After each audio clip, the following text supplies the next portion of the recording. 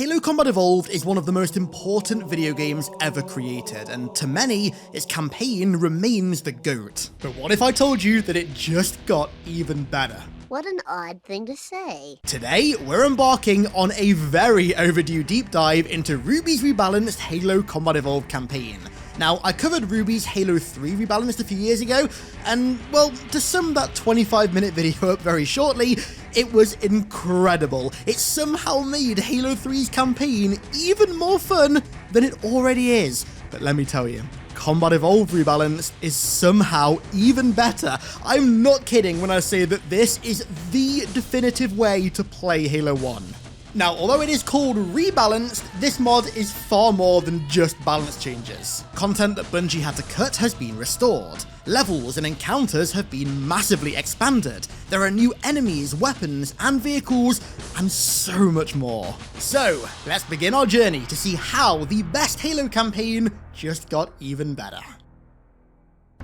Now, calling this mod Halo Combat Evolved Rebalanced really sets false expectations. You go into the mod assuming that all it's really going to do is rebalance some of the enemies and some of the sandbox a little bit, and although it does do those things, it also just goes so far beyond that. It's like saying that a Porsche 911 Turbo S is just a car. It's so much more than that. This mod expands the world, the lore, the story, the factions, the environments, and so on, so much more than the vanilla game does. I wasn't kidding when I said earlier that this is the definitive Combat Evolved experience. It feels like the Halo 1 that Bungie would have made had they had more time, and honestly, I can't really see myself going back to regular Halo 1 after playing this. I do want to start with the weapon and vehicle sandboxes though, because they're kind of the bread and butter of Halo. One of the first things you'll notice is that every weapon just feels so much punchier. Likely because of the era that it was released in, a lot of Combat Evolved's weapons kind of feel static when you're firing them, but Ruby's changed that, and for the better. Most weapons now have purely aesthetic recoil, but it's particularly noticeable with the plasma rifle and the assault rifle. The recoil animations these added are genuinely quite realistic as well. So for example, when you're mag dumping the assault rifle, you can see Chief compensating for the recoil, and then when he stops firing, the gun kind of lurches forward as his brace isn't counted anymore by the backward pressure of the recoil. It's a really small detail, but it goes a long way in making the guns feel not just more believable and authentic, but also more visceral and fun to fire as well. Melee's had a pretty good rework as well. There's an impact effect now when you hit something, which is coupled with increased melee damage and also increased melee force for heavy weapons like the rockets and, well, a few others that we're going to get to soon. Now, Halo CE already had unique melee properties for each weapon class, but this mod expands that so much more. Smacking a grunt with a heavy weapon and seeing their body go flying across the room makes you truly feel like the one-ton super soldier that you are. The Needler's had some love in this mod as well. So, much like Halo Infinite, the Needler is now one of the most useful anti-hunter weapons, which, honestly, I really like. Super combining a hunter feels super satisfying. It's also had its melee damage buffed as well, to reflect the fact that, well, you know, you're impaling your target with 20 razor-sharp needles. It's kind of to be expected that that might do a little bit more damage. The plasma rifles had a sound update as well. Now, I was never a fan personally of the fact that the plasma rifle in Halo 1 shared the same firing sound as the plasma pistol, and clearly neither was Ruby, because he's given it the iconic Halo 2, Halo 3, ODST, and Reach plasma rifle sound effect, and it sounds so much better.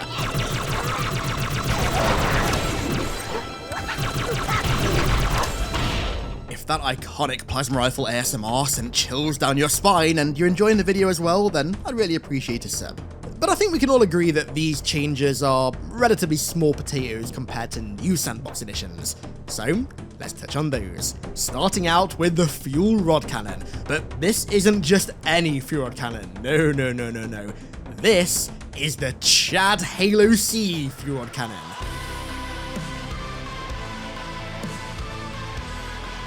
Now, of course, the Fuel Rod was in Combat Evolved originally, but on Xbox, it was only ever wieldable by grunts, and on PC, it was only in the multiplayer, so using it in the campaign is a brand new experience, and it is so good. I vastly prefer Combat Evolved's battery-powered, kind of artillery-style Fuel Rod gun over the more conventional rocket launcher-style one that we got in Halo 2 onwards. And you know what? Combined with the melee buffs for heavier weapons, this thing is so fun to use. Then, another one of my favorites from Halo 2 onwards, the Sentinel Beam. We always saw the Sentinels using it in Halo Combat Evolved, but now we can finally use it for ourselves. I mean, it is literally just the Halo 2 Sentinel Beam in every aspect, design, sound, balance, everything, which I personally have no qualms with, actually, because Halo 2 Sentinel Beam just so happens to be my favorite. And you know what? It really feels at home in Combat Evolved. The next two weapons, though, these bad boys feel even more special because Ruby's given them unique themed intros. Firstly, the Energy Sword. Yep, it's finally usable in Combat Evolved, and my god, its introduction is awesome. As you come out of one of the flood tunnels on the library, there's a dead Elite Ultra surrounded by dead combat forms, one of which is impaled by his sword. Now, functionally, the sword works mostly similar to Halo 2's sword, but with the added caveat of some of the limitations of Halo 1, like, for example, no lunge. That said, though, the primary attack that would normally lunge does have some range to it, and it also has a small AoE effect as well, which is actually really cool. It's almost as if you're hitting multiple enemies in one swing, so that kind of makes up for the lack of extreme Halo 2 style lunge. But then, my baby, the Flamethrower, makes its triumphant debut in Combat Evolved's campaign. Now, ever since I first played Turok Evolution back in 2003, I've been in love with video game flamethrowers, and you know, I was always kind of annoyed that Combat Evolved's Flamethrower was limited to PC multiplayer. But in Rebalanced, we finally get to use it against the Covenant and, more importantly, the Flood in all its glory, and its intro, once again, is awesome. On Assault in the Control Room, you walk into a room that's caked in fire, with piles of burning Covenant on the floor. Then, in this room that's littered with dead burning jackals, is a Marine, the one responsible for the fire, who made his final flame-fueled stand atop this foreigner pillar. I can just imagine a kind of like Doom cover art style scene where this Marine is on top of the pillar just torching all the jackals beneath him. Such a badass intro. I gotta say, adding these little themed vignettes to introduce new weapons is such a cool idea, and it's one of the many bits of set dressing that Ruby's added to the levels to make them feel so much more authentic and believable, and honestly, in a weird way, realistic, but we're gonna come back to this later on. As for functionality, the Flamethrower is, well, a flamethrower. It's exactly what you expect, except now it actually does a lot less self-damage, which is really good. Unlike in Halo 3, where you end up burning yourself with it more than the enemy, you don't do that in Halo 1. This flamethrower is balanced really well because you can actually use it aggressively without fear of cremating yourself. I gotta say, melting through hordes and hordes of flood with this thing, it just feels so right. There are quite a few other minor weapon rebalances as well, but I'm going to skip over them for the sake of time. Ruby's actually made a manual for the mod that's themed really authentically like the OG Combat Evolved manual that details all of these changes in depth, so head over to the Steam page in the description to check it out and to also download the mod, and whilst you're at it, make sure you sub to Ruby as well. On the topic of time, I can now watch the time tick down to the next Halo game in style thanks to this rather beautiful timepiece I have on my wrist, courtesy of today's sponsor, Holtzkern. Now, I've been after a new watch for quite some time now, and I'm not even kidding when I say this watch is exactly what I was after. I legit wear this bad boy everywhere, to be quite honest with you, and it's called the Melodical. It's made of marble and silver, and also comes with a leather strap, and, you know, if I say so myself, it looks rather suave.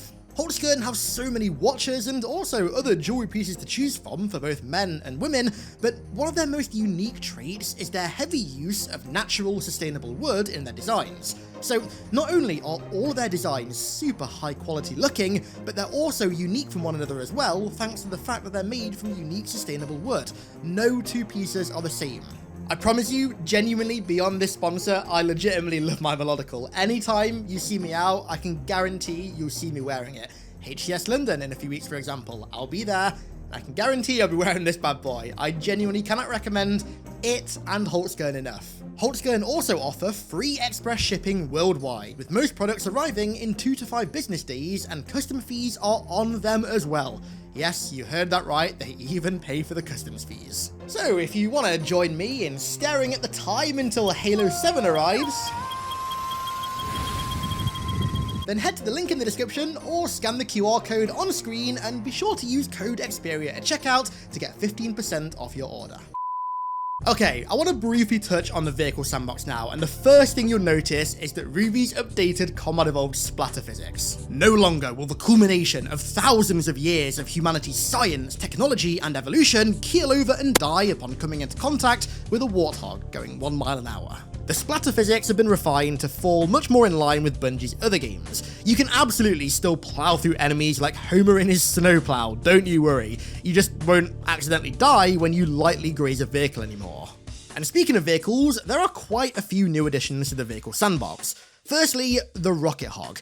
Now, as you guys know now, I've never really been a fan of the Rocket Hog, but I gotta say, Halo 1's was always my favorite iteration. I always loved how the turret is like not some crazy like intricate mechanism, it's just 3 spankers cable tied together.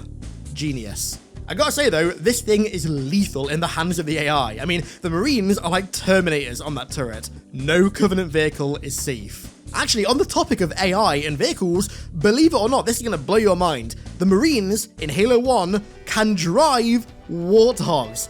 Yep, you heard me right. Halo CE and Halo Infinite, believe it or not, are the only Halo games where Marines can't drive warthogs. But now, at least in Halo 1, they absolutely can. Another cool vehicle that's finally drivable in campaign is the Wraith. I mean, nothing really that crazy to say here, we all know how the Wraith works now, but how fast you can fire the Halo 1 Wraith does make it really, really fun to use. It feels a lot more similar to Halo 2's Wraith in that regard than any of the others, which, again, ironically, just so happens to be my favourite Wraith. But my favourite vehicle addition is the triumphant debut of the Covenant Shadow. So, the Shadow, as we now know it, is basically a Covenant bus that was only ever in 1 level in Halo 2 and then never showed up again. Amazing. But Bungie originally had different plans for the Shadow. So what later became the Spectre in Halo 2, which by the way is still the most underrated Halo vehicle of all time, just thought I'd remind you all, the Spectre was originally going to be the Shadow, and it was only ever present in really early builds of Combat Evolved. But now we can drive it. It functions mostly the same as the Spectre, to be honest with you, just without the boost because it's Combat Evolved and the vehicles in this game don't have boosts, but I gotta say, I actually really like how big it is. It's a lot bigger than the Spectre. The vehicle sections on the library are so fun with this vehicle. It's the perfect size to just squeeze through the gaps, and because of how big its wings are, it legit feels like you're driving Homer's snowplow into the flood. Yes, I know, I already made that reference, but come on, give me a break. You took 4 minutes of my life and I want them back. Oh, and finally, Covenant vehicles now explode in a ball of blue plasma instead of a regular coloured explosion. Now, I am literally chomping at the bit to start talking about the changes made to the level design and the improvements and the innovations and additions that have been made to the world building and the lore and the story. I literally can't wait. But it makes more sense for me to talk about the overhauls that Ruby's made to the enemies and the allies first. And trust me when I say that there is a ton of significant improvements, prime example of which being ODSTs. I'm a firm believer that literally anything can be improved with the addition of Helljumpers, and believe it or not, Combat Evolved is no exception. They look so good in this game's aesthetic, like seriously, they're a perfect blend of the ODSTs that we know and love, and that god tier Halo 1 Marine design, and even more, I love the way that Ruby's incorporated them as well. They're balanced and integrated in ways that are reflective of their rank as Specialist Elite Troopers. They typically come with heavier weapons like shotguns or snipers. Their AI is much more aggressive and visibly intelligent than the regular Marines, and they only show up during missions or at locations that you'd expect specialist high-ranking troops to be present at. This is actually a common theme throughout all of the AI in this mod, and it's something that I genuinely love. the rank of the enemy influences where you encounter them. So, for example, ODSTs assist you in rescuing Captain Keyes from the Truth and Reconciliation.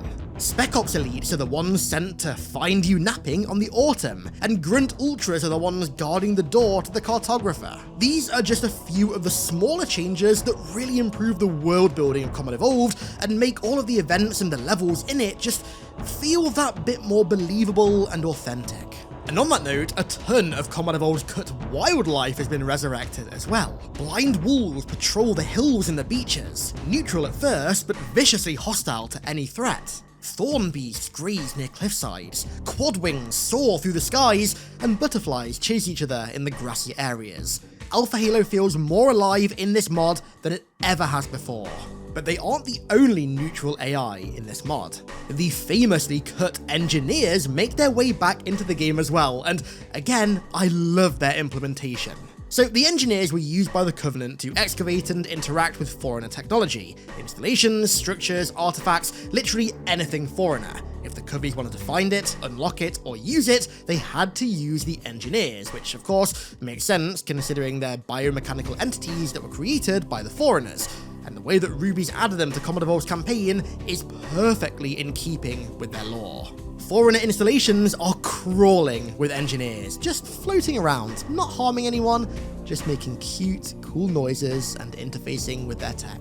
I adore how he's implemented them here. It feels really authentic, given that this was, of course, the Covenant's first time ever exploring a Halo ring, so of course they'd fill it with engineers to gather as many artifacts and as much information as possible. But furthermore, existing Covenant have some upgrades as well.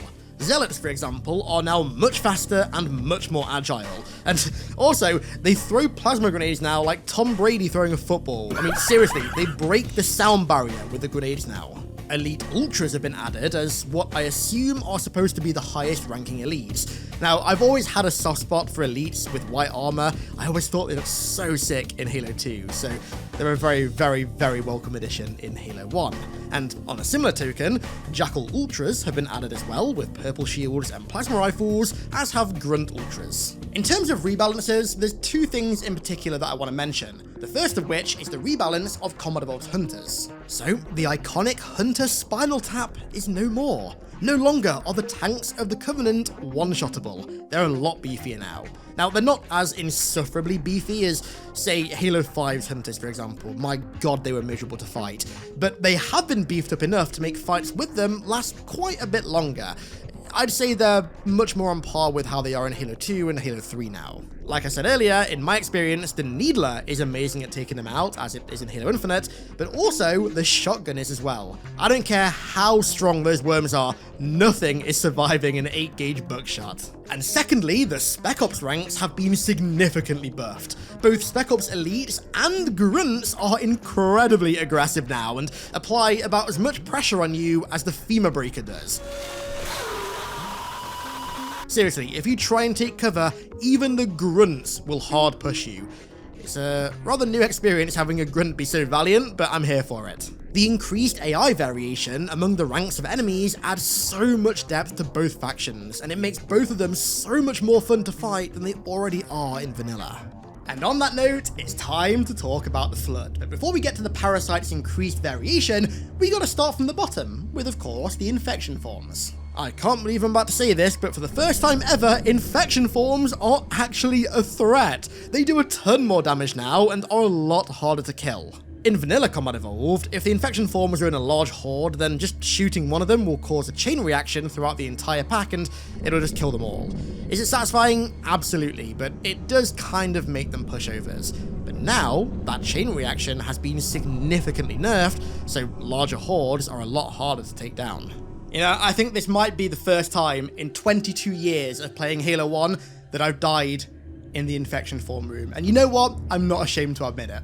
Back on the topic of variation, nothing in Combat Evolved has had more depth and variety added to it than the combat forms. So, in vanilla Halo 1, there are two types of elite combat form. There's the regular and the camo one, and one type of human combat form. But in Rebalanced, there are infected Autumn crewmates, infected Recon Marines, infected regular Marines, infected ODSTs, infected Elite Miners, Elite Majors, Elite Zealots, Elite Ultras, and honestly, probably more that I either didn't notice or forgot about. And best of all, just like I mentioned earlier with the UNSC and the Covenant, the type of combat form that you encounter in a given location is entirely contextual. Honestly, with the added level of depth and variety that they have in conjunction with weapon additions like the Sword, the Sentinel Beam, and the Flamethrower, the Flood genuinely feel like a brand new faction in this mod.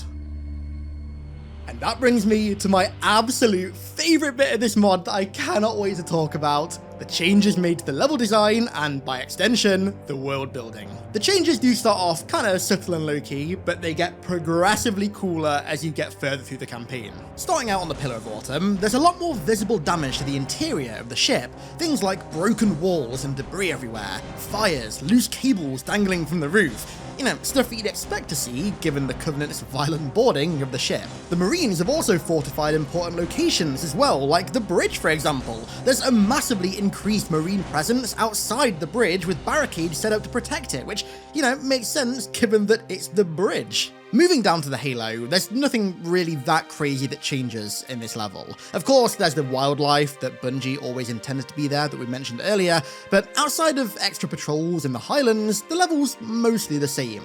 There was this one squad though that I saw that I really liked. It's just an elite and 2 grunts stood on the cliff edge, gazing over the vast lakes of Alpha Halo. Looks really comfy, you know? I hope these guys enjoyed their view before I killed them. As I mentioned earlier, you're now accompanied by ODSTs during your raid on the Truth and Reconciliation to save Captain Keyes, and I gotta say, I absolutely love this change. It's very contextual and lore supplementing.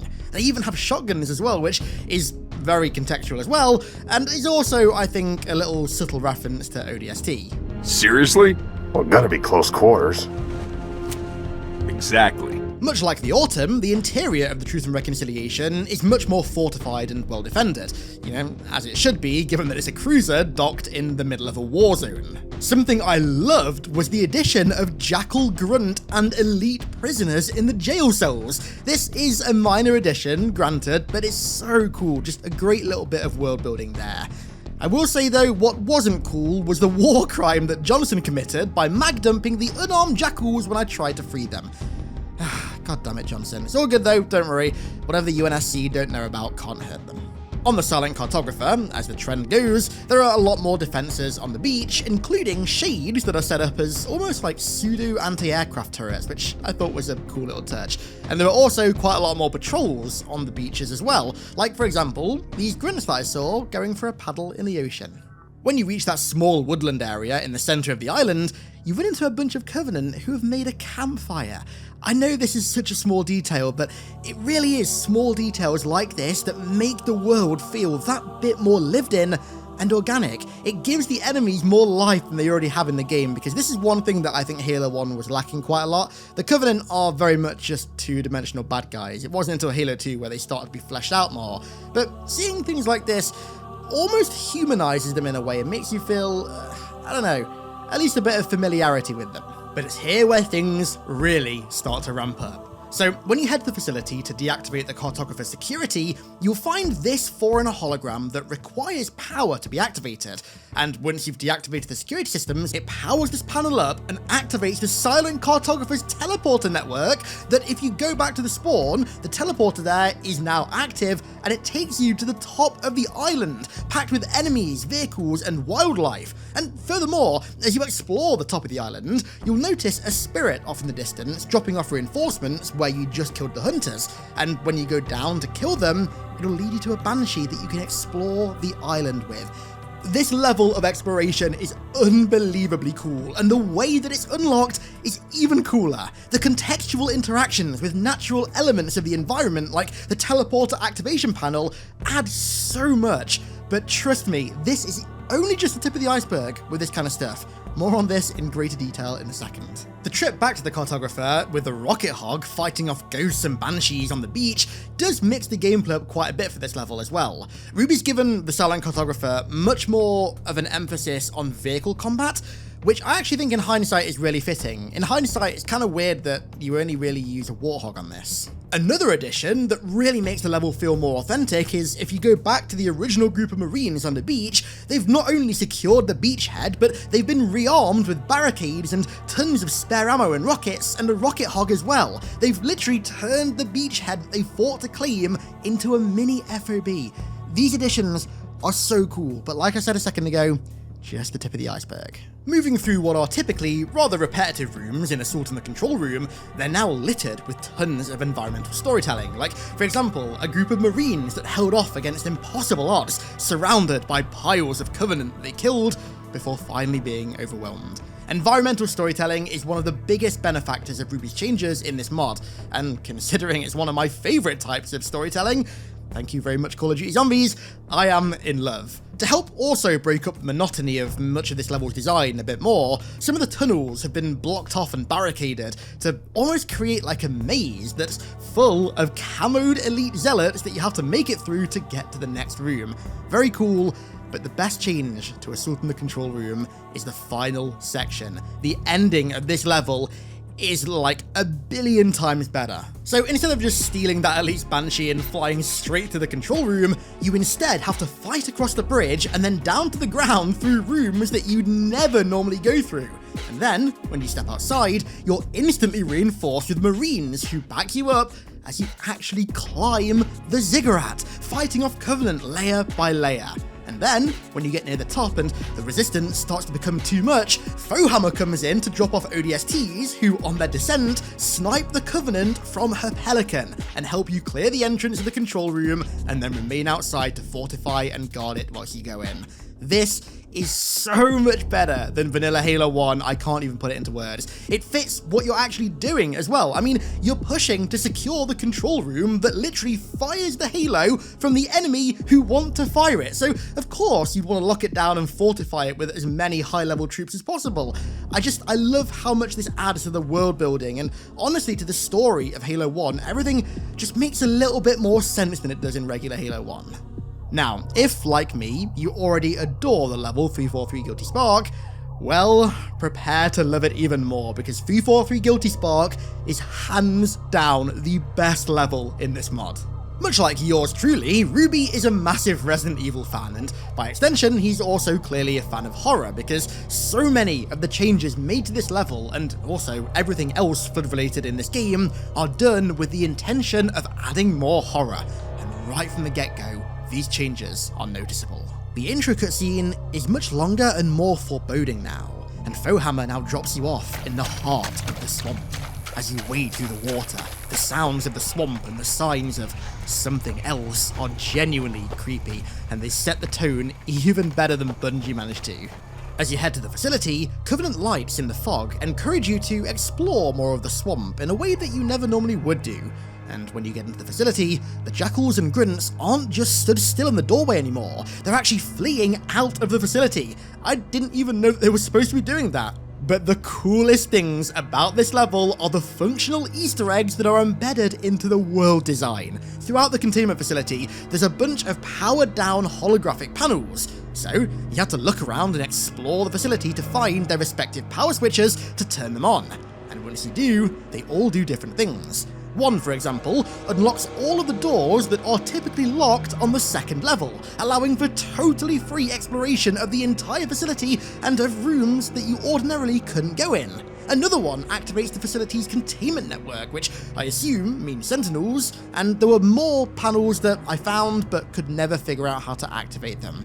Ruby has literally created one of my dream scenarios here. He's designed a flood research facility like a classic zombies map. The way that these functional Easter eggs have been implicitly hidden within the very architecture and design of the facility is masterful. It massively rewards exploration, which he's put a huge focus on already in this mod, and it makes the Flood Research Facility feel the most authentic it ever could. The entire time I was playing this level, I was just sat there with a massive grin on my face in pure awe. I swear, I must have said to myself, Jesus Christ, this is incredible, at least 15-20 times. If you gave me free reign to design a flood level however I wanted, This right here is precisely how I do it. It feels creepy and foreboding, while at the same time organic and realistic in every way. Realistic sounds weird, I know, but there's really no other way of putting it. This is the most authentic depiction of a flood research facility and also of an outbreak in one in the entirety of Halo. And truth be told, I don't know if we're ever going to get anything better than this. As is the trend in this mod, the more that you move through the facility and also the more the flood spread through it, the more visible damage you start to come across, and also the more biomass starts spreading. When you first enter the facility, it feels completely normal, but when you leave it, it feels like a flood hive. Just amazing. To up the creepiness of the level and the facility as well, Ruby's added some more ambience, just listen to this.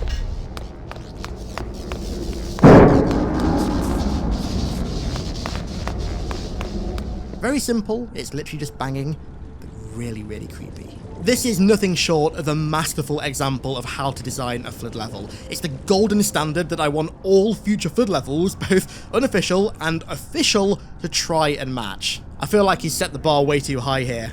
I really do. But don't worry, this style of design continues into the library, which, believe it or not, was actually my second favourite level in this mod.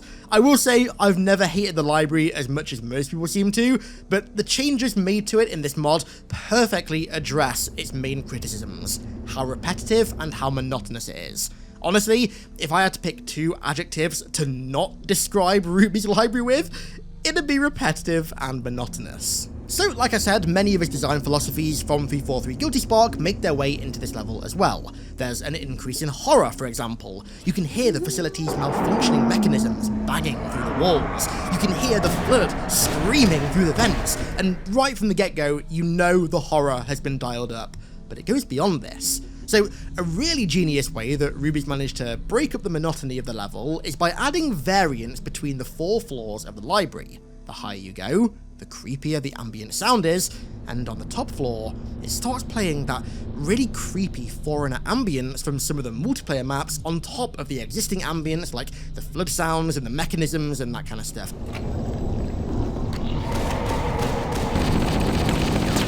It's just excellent. The ambience and the vibe in this level is something that I cannot praise enough. And in keeping with this, the higher that you ascend through the facility, the more flood infested it becomes, with extreme volumes of biomass collecting on the higher levels. However, there are also sections that the Sentinels have actually managed to clear out. There's even this one hallway where the Sentinels have started to gather infected bodies in piles to burn. So cool, man. I love this so much. And as for the gameplay, well, the library may as well be a completely new level, to be honest with you. In Vanilla Library, there's tons of totally empty, ultimately useless hallways that lie off the beaten path, and in Ruby's mod, he's utilised all of these hallways to make you explore the facility more, and for great reward. So on each of the floors, the Covenant have set up supply depots that, although have been overrun, are still stocked full of supplies for you to go and gather, but not without risk. One of these depots, for example, I went into, and I got jumped by a ton of infected camoed elites. But don't worry, it's all good, because you can take the teleporter that's set up there to escape and return to Guilty Spark. Yet another example of the level playing into the world building more. The library feels far more like a deeply designed and deeply thought out flood research facility than just a level in a video game.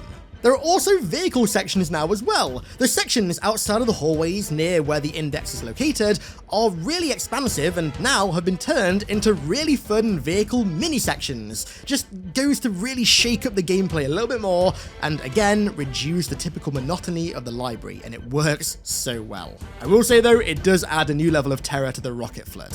You can also take the ghosts from these sections through the regular hallways as well, again just shaking up the gameplay and reducing monotony. Scattered throughout the facility as well are tons of Covenant fortifications, supplies, and vehicles, which imply that the Covenant had already tried and very clearly failed to retrieve the index for themselves. I really like this because it makes the library just fit that bit more into the story.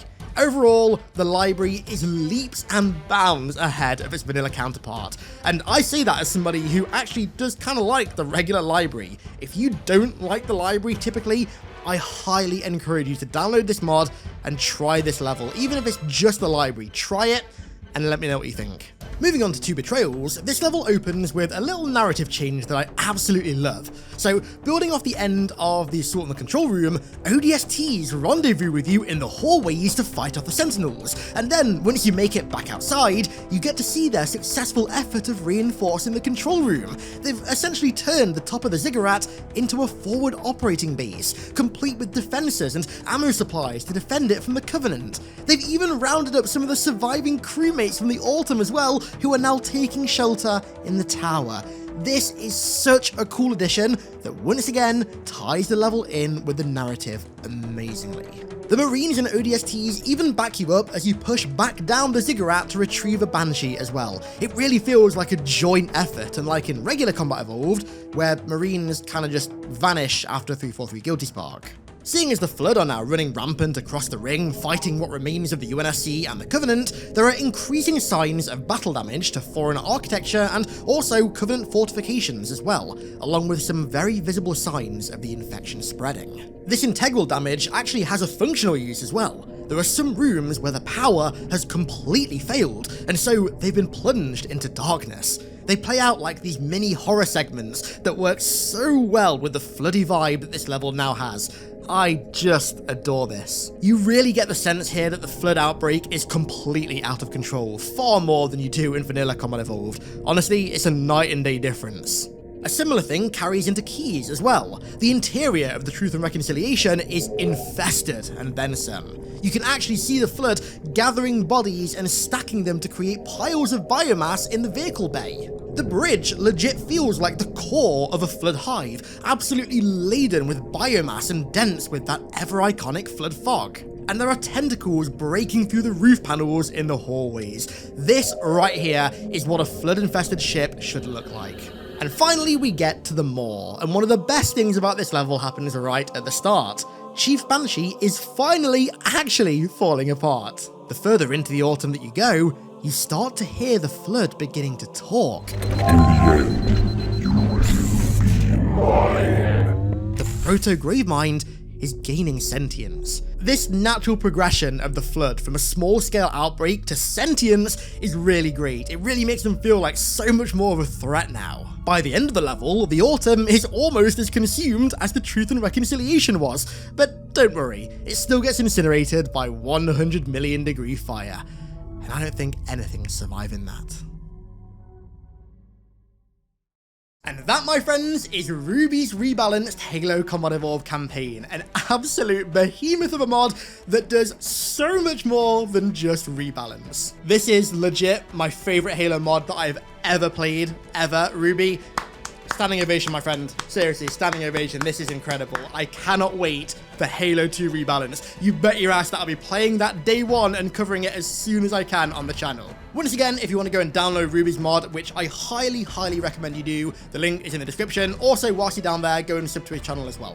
And so, with that said, it's time to round this video out here. I want to give a massive thank you to all of my amazing patrons for the continued support over there, as per usual. And thank you all so much for watching once again. I really appreciate it. And I'll catch you all in the next.